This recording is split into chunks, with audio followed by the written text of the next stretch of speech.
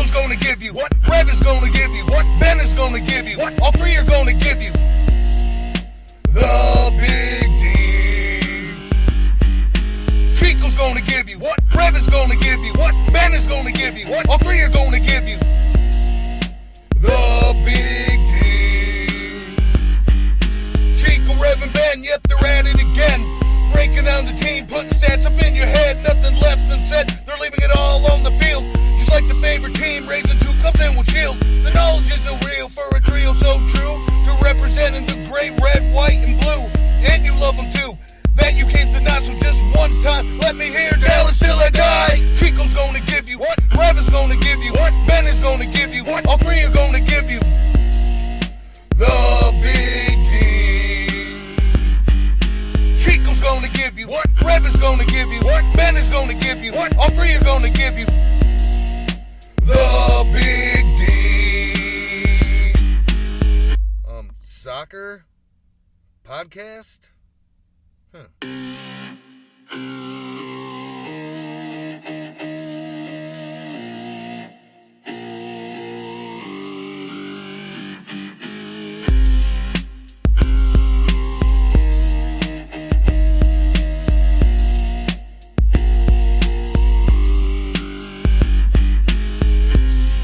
Thanks for joining us tonight on Big D After Dark. Is this where FC Dallas wanted to be at the start of the season? 1 point from 2 games? Probably not. We break down the disastrous San Jose trip, take some positives, and look ahead to the Portland home match. And we take your questions live. Thanks for joining us. We're about to get things started.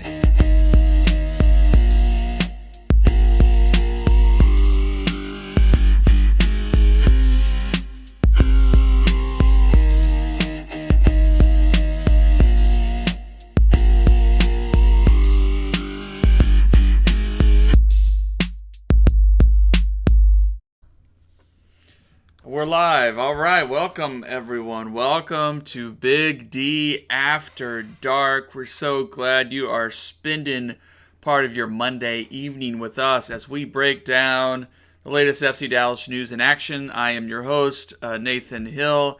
You can, of course, follow me at Nathan J. Hill on Twitter. There in the middle is our good buddy Ben at Bird Turgler, and at the end is Jose at El Chico Carmona on Twitter. Please follow us.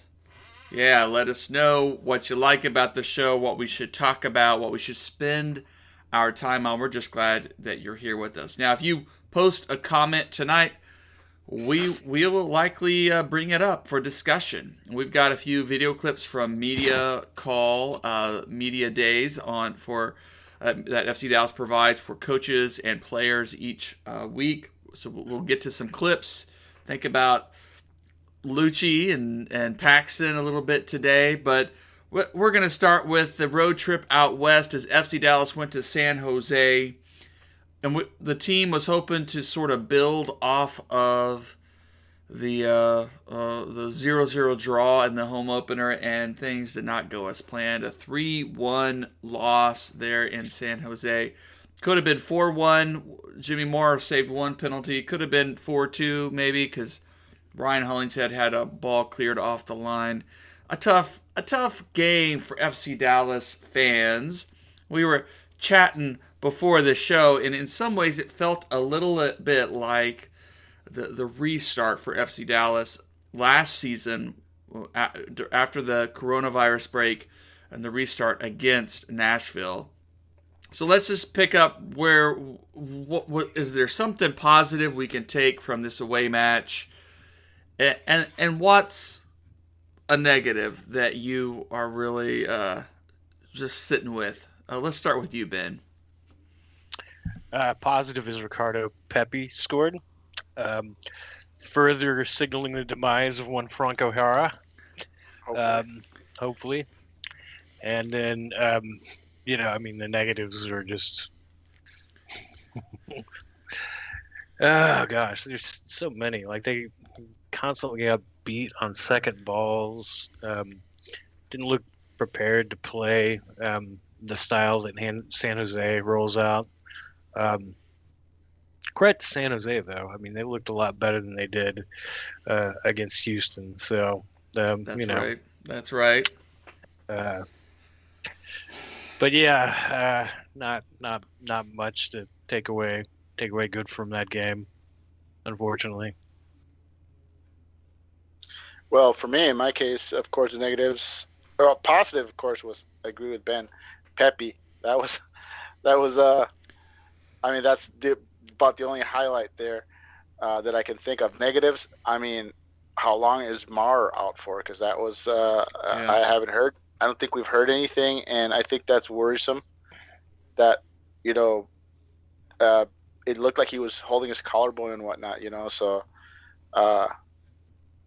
That remains to see if that's a good thing or a bad thing, but early on you would have to think it's a bad thing. A lot of negatives. I mean, several players just looked like they were uncomfortable playing in the formation. And so I don't know. Other positive I can think of is I like the fact that they did a late formation switch back to the 4-3-3 and looked better, even though the game was pretty much over. But maybe they'll stick to it this time because they certainly seemed more comfortable. Yeah, with another formation. And kind of a surprise in some of those late substitutions that Matt Hedges came off. There's just going to be a lot of questions going into next week. If Mar is out, I guess it's Felipe who's really kind of thrust into that starting role, and it's not unheard of in FC Dallas history for a younger goalkeeper get thrust in that spotlight and to take the job, kind of not let go of it. But yeah, I think that's like a common theme in Dallas, believe it or not. Yeah, well, there's a lot of questions. We'll just be seeing how the team kind of deals with, but really disappointing. And they started the game positively. FC Dallas started the game positively on the attack. Were unlucky maybe to not get a goal, but credit San Jose's goalkeeper who was up, was ready to go, and they were able to do enough to thwart Obrian and Jara, and so maybe you wish for a little bit more clinical, a little better energy there. There's a little better decision making, but. It's tough. It's tough. This was a tough match. Away matches are always tough in this league. And FC Dallas under Coach Lucci have not had a very good record at all in away matches. So it is tough to take away some positives. Yeah, Pepe got on the goal sheet. I think if you're Coach Lucci, you have to think about starting him this coming weekend because he scored. And Jara hasn't. You use Jara as a sub if he needs to be, but I don't know if Lucci's ready to make that kind of decision just quite yet. And then the other question is formation. But Jose had a good question. We're going to get to, well, let's just go to that right now, and then let's talk more about the formation. So Jose before the show asked, what were the three players who performed poorly that we would name? And Jose, give us your three. Well, I said the obvious one was Jara, and then my next two I felt played poorly, but I blame Lucci for that because of the formation that they were asked to play in, and you could tell that they just were not well suited for that formation. And that would be Tessmann. Well, let's pause on Jara. I I he started off the game with energy, right? He started off the game with energy. Like the first 15 minutes, and then that was that. But let's face it, I'm just saying, Jara has always looked like he doesn't belong in either formation, in all honesty. So that's not a surprise there. But Tessmann,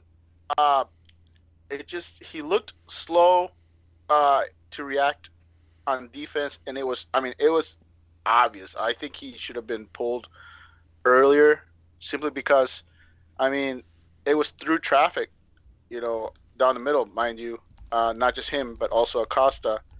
And I just think that formation didn't do him any favors. I wish he would have been put in a 4-3-3. He could have been more forward, and there would have been a DM behind him, to protect him a little. But that wasn't there. So once they got past Tessmann, they were right into the back line. Also, the third person is Nelson, and again, I blame Lucci for this because Nelson's not a left wing back. He's being asked to. He's a defensive first left back he has the potential to be a good attacking fullback, but he's not there yet. And now you're asking him to play left wing back, and you're not doing him any favors either. So I just think the formation hurt those two players significantly, but it also hurts other players indirectly, like Hollingshead, who's being asked to play on the right wing as opposed to his preferred left. Mind you, he can play there, but I'm saying at this early stage, sure, it's too much. Acosta also didn't look comfortable out there either, so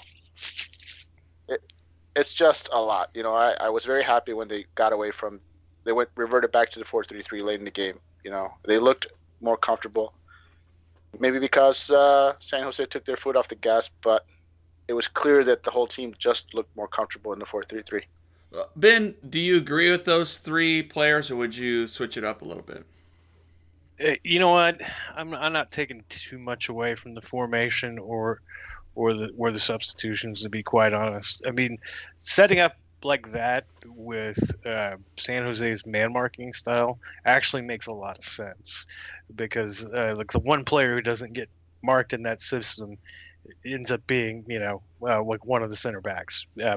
So usually in this case it would be Hedges, and whenever he comes out unmarked, it's going to be conducive, or it's going to be up to him to carry the ball up into that space where a defensive midfielder would be to kind of start the offense going. So I didn't really see the best of that this weekend. I know Hedges can do that. I mean, he's pretty good with the ball at his feet, and he can definitely, split lines with a pass. Not that San Jose's lines are really lines, but I didn't really necessarily have a problem with the formation so much as the execution of it didn't come off, and that might just be something that they will have to work forward or work towards as the season goes along as an alternate look, not something that they roll out regularly like they have the first two games. I think that's my point on this formation is you've got a formation that you're not very familiar with, and you're rolling it out on the road where it's really hard to play. So you're playing an unfamiliar formation. Let's face it, it's not.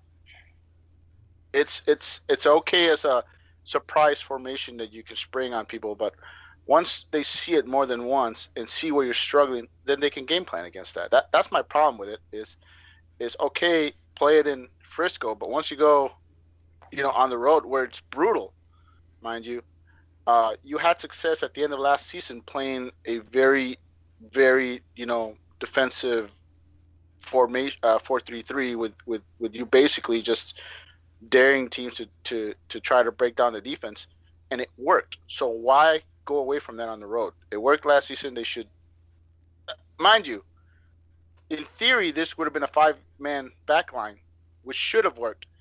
But keep in mind that the both Nelson and Hollingshead were asked to stay up high, so they were not actually helping on defense as much as they could have. So that kind of killed. For me, I thought, hey, it'll be a 5-2-3 or something like that on defense, but it wasn't. And so I think it kills the point of rolling it on the road. That's just my 2 cents on that. It's a tough one, Matt. It's a tough one. It's a tough. Now let's keep this conversation about the formation going. I mean, we will note that last week, I asked Lucci about not starting homegrowns, and he laughed a bit. He chuckled. It was a good conversation. I hope you saw the clip on BigDSoccer.com. He did start a homegrown in Tanner Tesman, and I think this weekend, and we'll see probably another homegrown in the match. I think the team has missed Jesus Ferreira. I think Jesus has been in form with the United States men's national team. We can only imagine what he would have meant to this team or how he would push Jara. But it is what it is right now. But let's hear Coach Luchi talk about this formation and kind of what he wants to do. Now, this came from the media call last week. This was asked by another reporter, and we'll hear him kind of reflect for a minute, and then we'll talk. Experiences I've had in the other formations, and last year and even the year before, 2019, playing three in the back, there's this perception or can happen tactically if you set up a certain way, you end up absorbing a lot, right? You have an extra man on the back line. You have one less player maybe in the midfield or in the high line to get pressure on the ball. So you could end up being in some lower blocks. So I've really been intentional in the offseason with the staff to make sure that that perception is not something that I agree with. I think in 4-3-3 or 4-1-4-1 or in 3-5-2 or 3-4-3, with the right occupation of space and getting pressure on the ball and on the opponent. Of course, every game we want to adapt to the opponent, but we also want to maintain our idea with a system. It's just a vehicle, but occupy spaces with an idea. And I think that's something that I've learned a lot this offseason, that you can still have the system and get good pressure on the ball.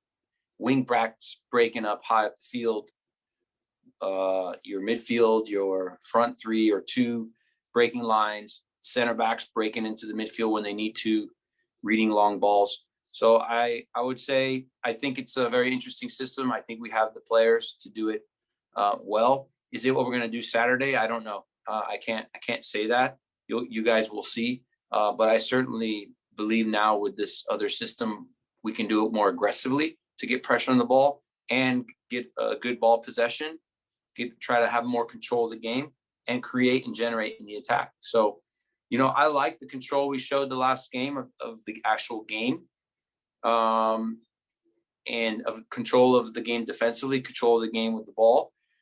Did we generate enough clear open chances? We did better in the first half than the second half. So we want to keep improving that. So we got to occupy certain spaces. We need certain actions and patterns to happen we need a wing backs continue to be more and more aggressive.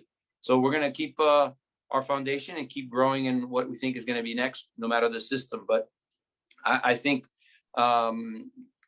any of those systems that I had mentioned are possible vehicles to get pressure on the ball, have a good sequence of passing and try to dominate through possession and create danger and attack. So I think my perception of the systems has evolved over time, and I would, with hard work and focus on the details, I'm hopeful that we can show that and win games.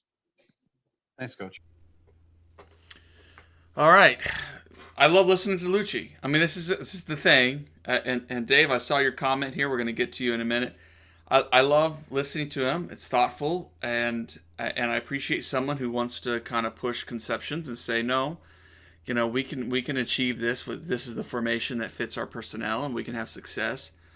But we saw some good preseason looks of this formation, but it's the actual season now, and FC Dallas has 1 point from 2 matches, right, using this system. And the first goal of the season came when they switched formations.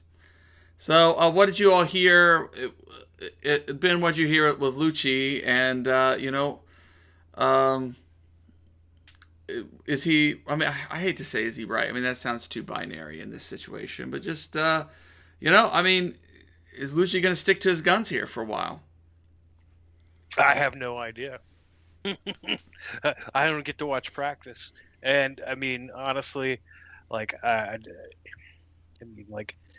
don't know whether a reaction and a revamp of what they've started out with is totally justified. 2 games in, but I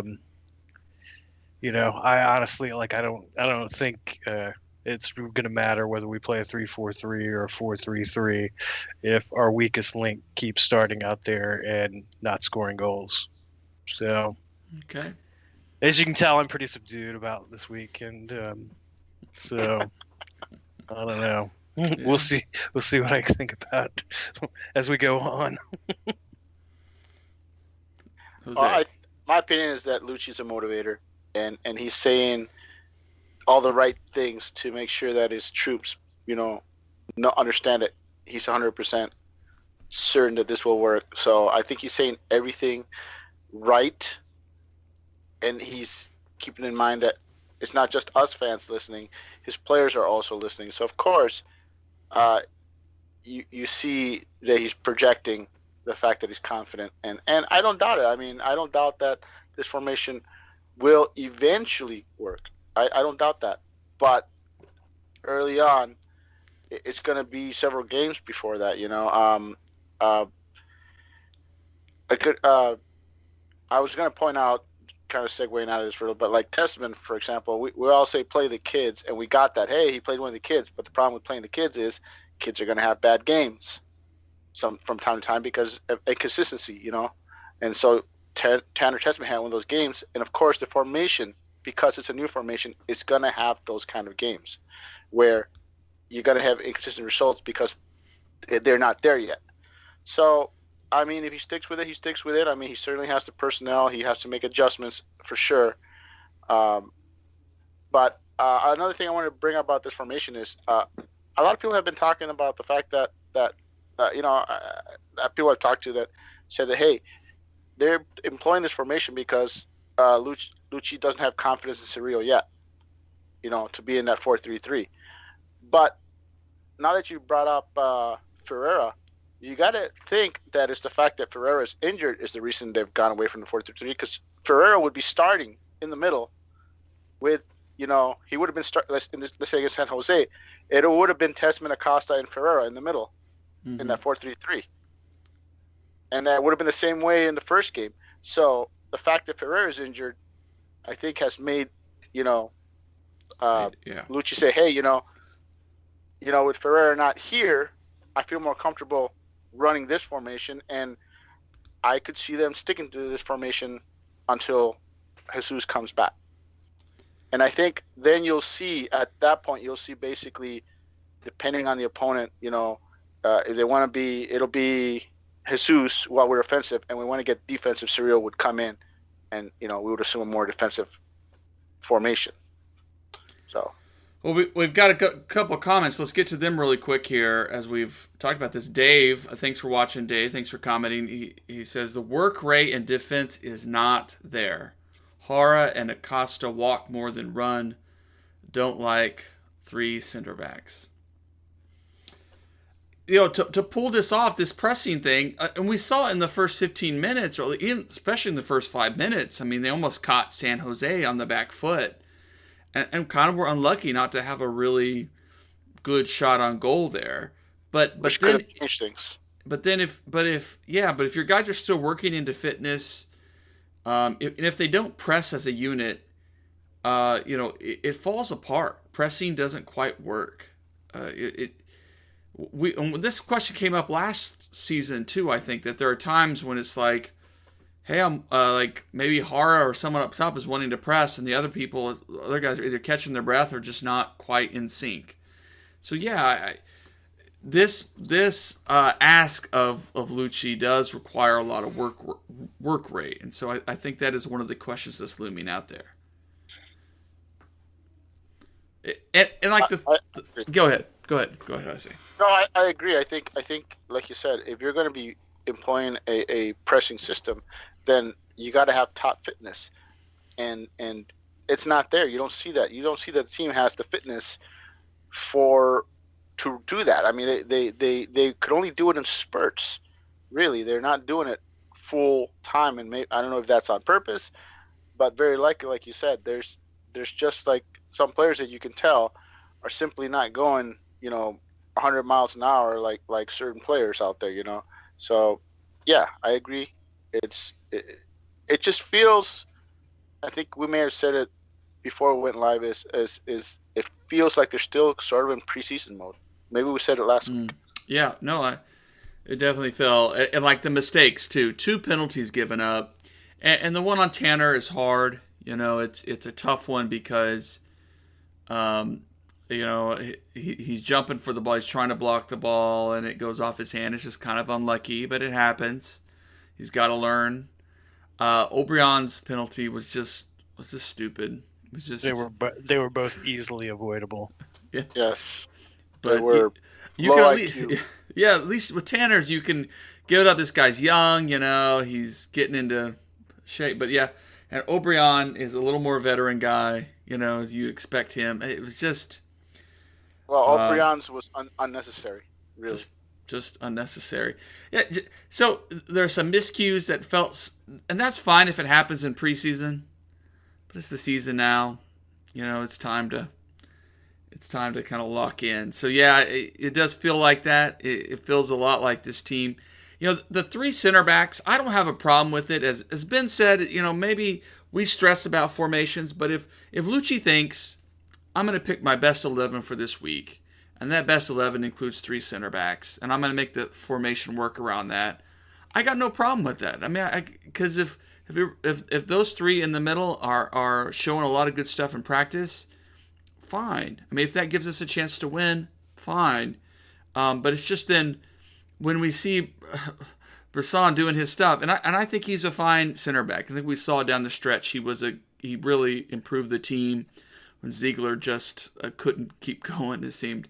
But like he almost had a late challenge there. He got gave up the ball at a bad turnover, turned into a counterattack in the second half, I think, and tried to do a challenge, but it was obviously too late. He was kind of giving up on the play. That's when we see him not at his best.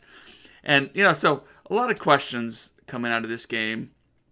But the biggest question, as Ben comes back to, right, is Jara.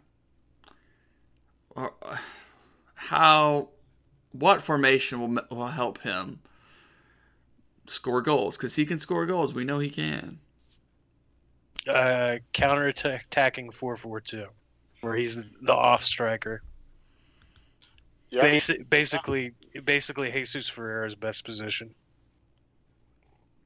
Exactly. I mean, it's basically at this point you could say that Jara is stealing minutes from Pepe, and when Jesus is healthy, he's stealing minutes from both of them. I mean, I hope he turns it around. I hope he proves us wrong. Like Cobra proved us wrong. When he started slow and then at some point he found that gear. I hope Jara does that, but he hasn't done it, and you're seeing more from Pepe in less minutes than you're seeing from Jara for most of a match. So, and that's, I mean, anyone can see that hey, there's something wrong here. Something's not working. Well, Shay, our friend Shay Galvin also writes in. Thanks, Shay, for joining us this evening.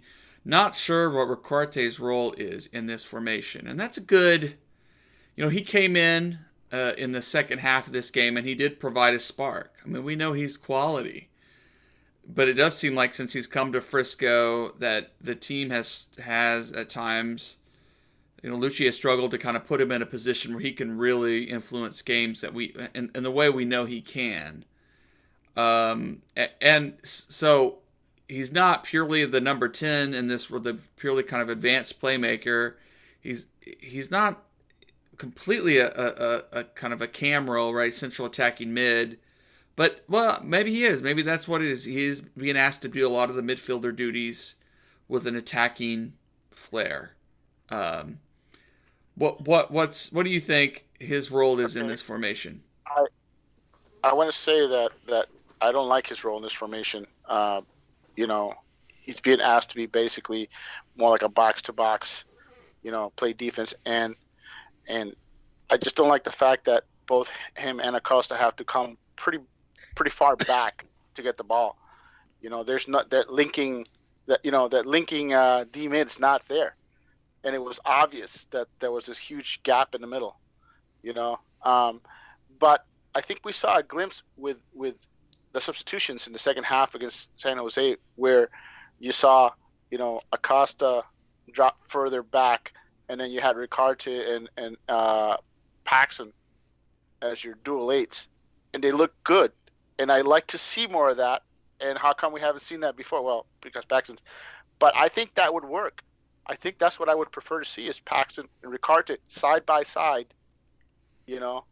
I think that's something that would work great, because then you'd have two guys that could create, not just one. You focus on Right. one, you got to worry about the other, and that's just it. Is you got to have options. But if you only got one guy is able to break down the defense, then you just hack them all day, and and that's that. But if you got two guys, now you got to pick your poison. So I'm hoping to see more of that. I'd love to see Ricarte. That would be a pretty aggressive formation, yeah. I would love to see Ricarte and Pax, but I think in that formation you'd have Acosta behind them, and who knows? Returning to Ben, but even in that formation, you need Pepe up top, right? Or Jesus. Either one, whichever. Bring back Andrasic. I just did some quick numbers on Andrasic versus Franco Jara. In 1,048 minutes, Andrasic had 9 goals and 3 assists.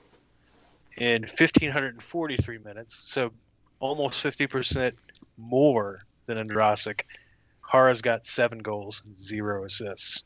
And at least one of those goals is a PK goal too. So what kind of shit sandwich was that? Seriously. He's getting paid 3 times as much money. It's just ridiculous. Yeah. Just ridiculous. It's got to end. Stop the madness. But that's just it, though, is they're not going to pay him that much to sit. And I want to bring it back to the 3 center backs you guys talking about.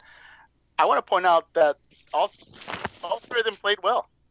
They all played well. The only time, like you pointed out, that they didn't play so well is when they were asked to go forward with the ball, which, let's face it, that's not necessarily their strength.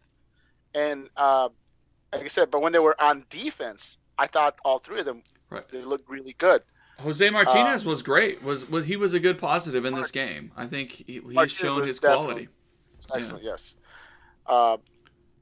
And like I said, I thought all 3 of them played great. And as far as Hedges, being subbed out, you're down 3-0.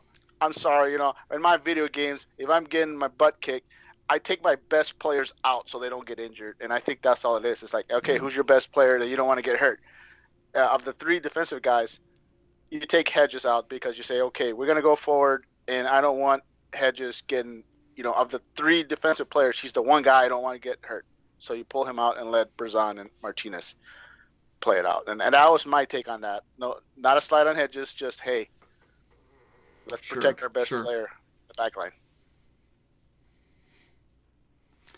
Well, let's shift to another video clip. I got a couple more queued up, but I think, one of them I just enjoy listening to Lucci. I asked him about the missed penalty. We don't have to get to that one. That was in the opening match. It was just fun to. Well, you all want to listen to that because it's just fun to hear Lucci talk. Let's listen to him answer about the missed penalty against Jara. Which had that penalty been called, had that talking differently, we'd be it'd be a 3 points. We'd lost the away trip, So, but let's listen to Coach Lucci talk about that missed penalty in the first match, the home opener. Just a quick question.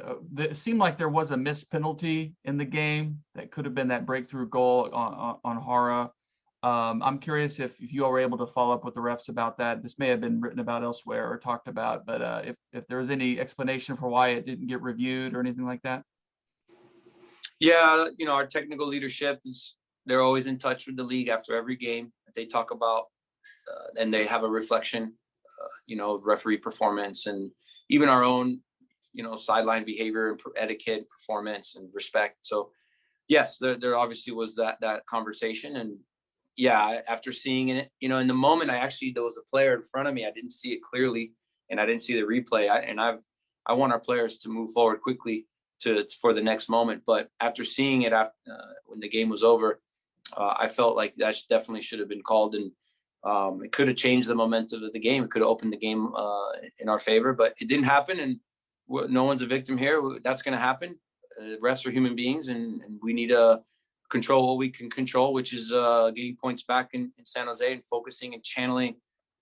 If there was a disappointment in not getting that PK, well, we got to earn another one in the next opportunity. We could be San Jose. So what I love about Lucci is that it's such a balanced, like if you have a kid you're taking a soccer practice, you want a coach like that who's going to teach him, pay attention to the next moment, let it go, do what you need to do, be respectful. It's a far cry from a certain coach in Kansas City, for instance. A Peter Vermes, for instance, who will whine his head off about calls that he feels doesn't go his way. Now, maybe in the end you want a competitive, super competitive coach who will get your team over the edge. But I love Lucci's answers. I love that, like, hey, we're human, it happens, and you move on. But I just love listening to Lucci. Don't you guys like listening to Lucci? He'd be a great. Hey, I'm still a fan. You bet. Yeah. Oh, yeah. Hey, Shay had another question before we move on to the Paxton clip I have. In fact, it's funny that I said, hey, Shay, and my little HomePod over here went crazy because it was like, hey, Siri or something. Oh, don't want to say that again. All right, last question. I'll leave you guys alone. Shay says, John Nelson is the wrong pick in a 3 center back formation. Yeah, I was talking about that earlier, where I think I think he's in a 3 center back formation. You can want that left wing back that can attack and be more involved going forward. And that's not his strength. He's getting better, but right. That's not his biggest be, strength.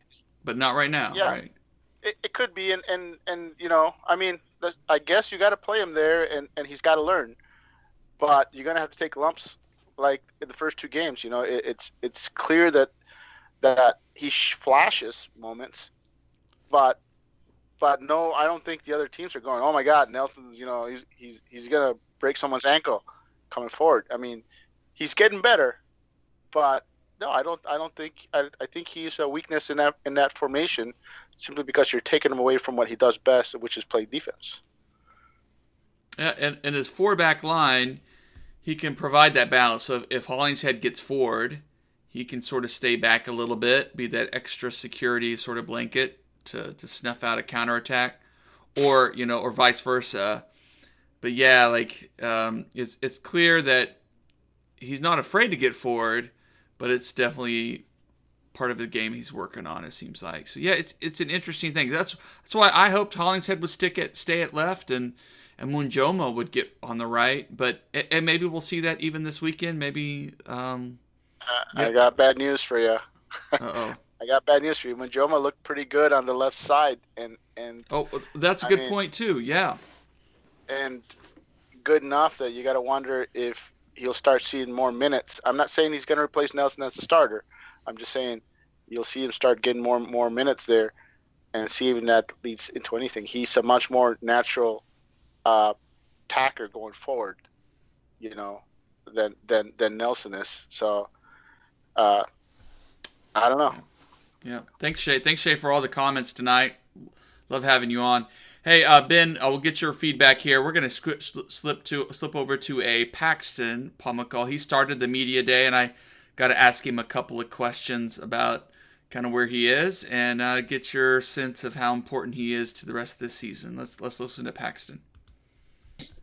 Thanks, there. Hey, Paxton, good to see you. Good to see you get back on the field on Saturday in the opening match. I know it's been a long road to recovery. Can you just give us a sense of kind of where your fitness is at this point and what it felt like on Saturday to run around for a little bit and get some action in?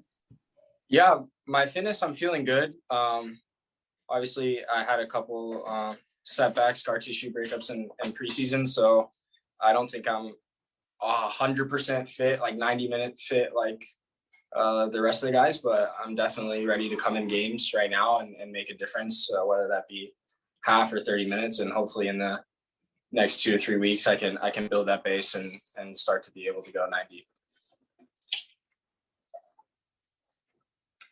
I'll follow up with one more thing. Just what are your goals for this season to come? Do you have any personal goals for 2021?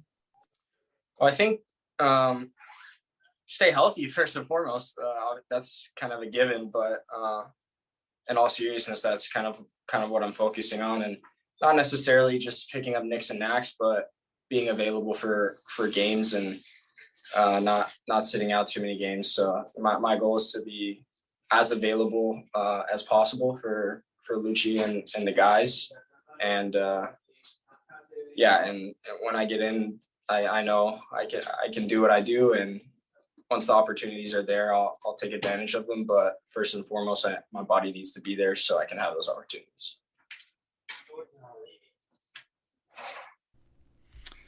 Right, you heard from Paxton there.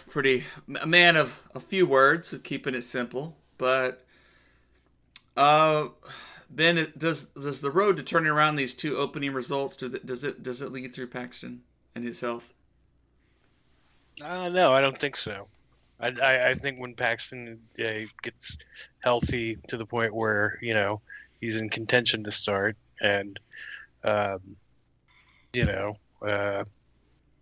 he's actually maybe sending Acosta to the bench or Ricarte to the bench, then I mean that's going to be a plus above what we should expect right now, which is what we've seen. So, I don't think the team bouncing back from the first 2 games is contingent on Paxton instantly becoming 90 minutes fit. I think him getting to that point sometime early in the summer, that'll be great. It can only be helpful during the grind. Well, good stuff. Dave added again hope. There's a lot of hope there about Paxton getting fit and healthy and being able to contribute, not having another. In fact, Dave had another comment. Let me go and throw it up. Dave says, I think Pax will provide the link to the attack we are missing. Hope the best for him and take it slow. Yeah, I think we're not in any hurry. I think it's clear. But on the other hand, too, I think with the sub rules, it's not impossible that Pax starts even this Saturday and he gets a longer stretch of minutes and they sub him off around the 60-minute mark or something and see how he does. Gosh, yeah, Jose, you had me thinking, Jose, about that Ricarte and Pax in the middle, maybe a Cerrillo, sitting deep. Yeah. Wouldn't that be a fun? That'd be fun, but I mean, if you really want to go for fun, why not, Jesus, Ricarte, and Pax? I mean, hell, let's go for it. I mean, let's face it. Yes, they'd be defensive liability, but who are you gonna key on if those 3 guys are coming forward? You still got Vargas and Obrian and whoever's starting in the middle. I mean, it wouldn't matter who's starting in the middle,